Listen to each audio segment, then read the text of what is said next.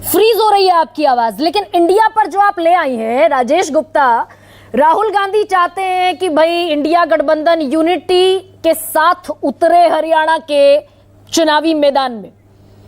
आम आदमी party double digit में सीटें मांग रही है। वो कह रहे हैं कि भाई हम डबल डिजिट में नहीं, हम सिंगल डिजिट में देंगे। कितनी मिल जाएंगी आम आदमी पार्टी को राजेश गुप्ता कि आप चुनाव लड़ लेंगे और संजय सिंह वाला बयान बुलडोज नहीं करना पड़ेगा?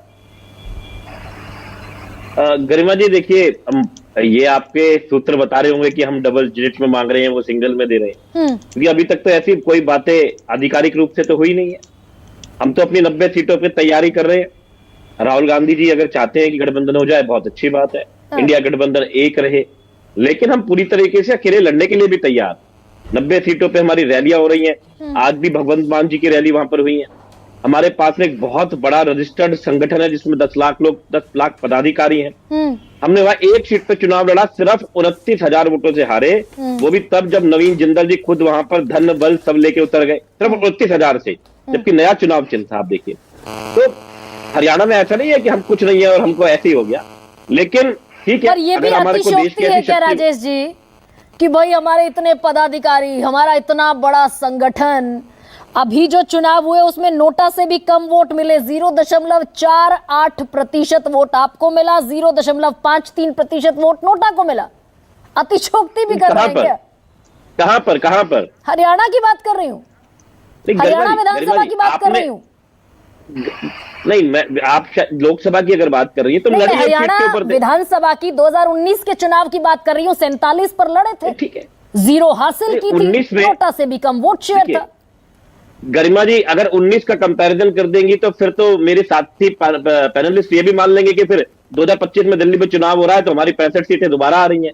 ऐसा नहीं होता ना। हम तो कह रहे हैं दिल्ली में भी 70 आ रही हैं, ये कहेंगे सरकार नहीं आ रही, तो ऐसा नहीं होता। 5 साल में दुनिया बदल जाती है। मोदी जी की 304 सीटें थी, घट के 240 रह गई 5 साल में। 5 साल में तो दुनिया बहुत बदल जाती है।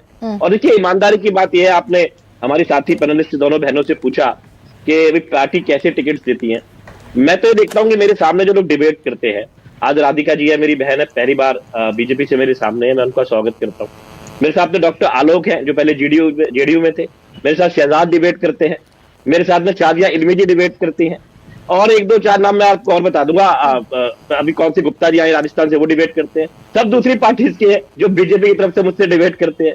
एक सुधांशु जी को छोड़ के मुझे लगता है सभी बीजेपी से है, और सॉरी कांग्रेस से है या दूसरी पार्टियों से, जेडीयू वगैरह से। तो मेरा ये मानना है, देखिए पार्टियां दूसरी पार्टी के लोगों को लेंगी जो अच्छे लोग होते हैं, या ये कह लीजिए कि जो मौके ऐसे बनते हैं, मैं सही शब्द इस्तेमाल करूं तो, कि इधर से उधर कई वजह से, नाराजगियों की वजह से, कभी अट्रैक्शन की वजह से, कभी नाराजगी, कभी जीत हार के समीकरण, कभी टिकट करना, लोग इधर से उधर जाते हैं। लेकिन अल्टीमेटली पार्टी की विचारधारा, पार्टी के नेता को लोग वोट करते हैं। साथ साथ लोकल इलेक्शन जितना छोटा होता जाता है उसको भी वोट मिलने लग जाता है। लेकिन ये कहीं फंसा है ना घुंडी राजेश जी। ये घुंडी तो कहीं फंसी है भाई। हरियाणा अरविंद केजरीवाल का होम स्टेट है, भिवानी उनका होम डिस्ट्रिक्ट है। उस प्रदेश में अगर दम ये ठोका जाए भाई हम 90 की 90 सीट लड़ेंगे, और 90 सीटों पर एक भी कैंडिडेट का ऐलान ना हुआ हो, यानी कि ये इंडिया गठबंधन में पेंच कहीं फंसा है।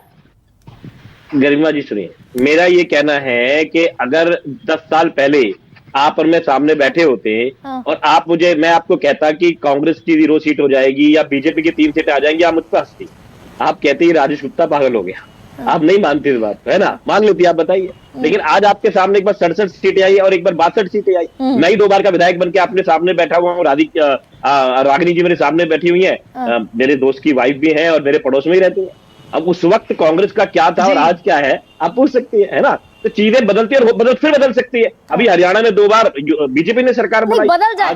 राजेश गुप्ता वो एक अलग विषय है राजेश जी। मैं तो ये पूछ रही हूँ भाई, आप दम ठोक रहे हैं, मेरा सवाल ये है बेसिकली, दम ठोक रहे हैं 90 सीटों पर चुनाव लड़ने का। 90 पर बीजेपी लड़ रही है, कांग्रेस 90 पर नहीं लड़ेगी अगर आपको सीटें देगी। आप दम ठोक रहे हैं 90 पर लड़ने का। 90 में से आपने 1/10 भी सीटों का अनाउंसमेंट नहीं किया। गरिमा जी मैं नहीं मानता भाजपा 90 सीटों पे लड़ेगी। दिल्ली के चुनाव में भी भाजपा जेडीयू को 2 सीट दे देती है, 2 सीट उठा के अकाली को दे देती है। आप समझिए कि गठबंधन के अंदर बहुत सारी चीजों पे समझौते करने पड़ते हैं। भाजपा जैसी पार्टी करती है। समझौता करेंगे राजेश जी? भाई ये खबर है कि कुरुक्षेत्र की सीट लड़ी, 10 सीटें हरियाणा की थी, 1 आपने लड़ी, यानी कि 9 इज रेशो 9 और 1 के अनुपात में आपने सीटें तय की, सीट शेयरिंग तय किया। आप ये कह रहे हैं 90 में से उतनी ही दे दीजिए हमें, यानी कि 9 सीटें दे दीजिए। अगर मैं गलत हूं मुझे सही कर दीजिए। गरिमा जी, ये टेबल पर बैठ के बहुत सारी बातें होगी। हम तो चाहेंगे कि हम 90 में से 89 पे लड़े, एक पे कांग्रेस लड़ ले, और कांग्रेस कहेगी एक आप ले लो, 89 पे हम लड़ ले। ये तो एक समझौता होगा, बैठेंगे, बात करेंगे, बहुत सारी चीजें होंगी। अभी आपने जितने कैंडिडेट अनाउंस कर दिए, कभी कभी उनकी भी कट जाती है, कभी कभी ऐसा होता है कि जिनकी बीजेपी से कटी वो कांग्रेस में आ जाएंगे, हमारे से टिकट मांगेंगे, और जो हमें लगेगा हमारी विचारधारा से मेल खाता है वो व्यक्ति हम उसे टिकट देंगे। मेरा ये कहना है, बात समझिए, हमारे लिए जरूरी क्या है। हर पार्टी को अपनी विचारधारा को आगे लेके जाना है। हमारी पार्टी को हम आगे बढ़ाना चाहते हैं, हम अपनी विचारधारा को आगे बढ़ाना चाहते हैं, हम देश में सौहार्द चाहते हैं। हम चाहते हैं ऐसी सारी पार्टियां इकट्ठी हों जो देश में तानाशाही के खिलाफ लड़ सके। हम चाहते हैं कि देश में ऐसी विचारधारा रहे कि सब एक होके रहे। तो राजेश जी, यानी कि आपने वो जो मैं बात अभी यहाँ प्रोग्राम शुरू करने से पहले बात कर रही थी कि मैं बहुत सारी पार्टियों के पास तो कैंडिडेट ही नहीं है, ये बीजेपी के बागी, कांग्रेस के बागी, यही तो आएंगे टूट टूट कर। रागिनी, केसी वेणुगोपाल का अभी थोड़ी देर पहले का स्टेटमेंट है, एमपी है तो वो भी जिनके पास आए हैं। आपने नवीन जयसिंह जी का नाम लिया, राव इंद्रजीत का नाम है, बहुत सारे लोग हैं। मैं ये कह रही थी अभी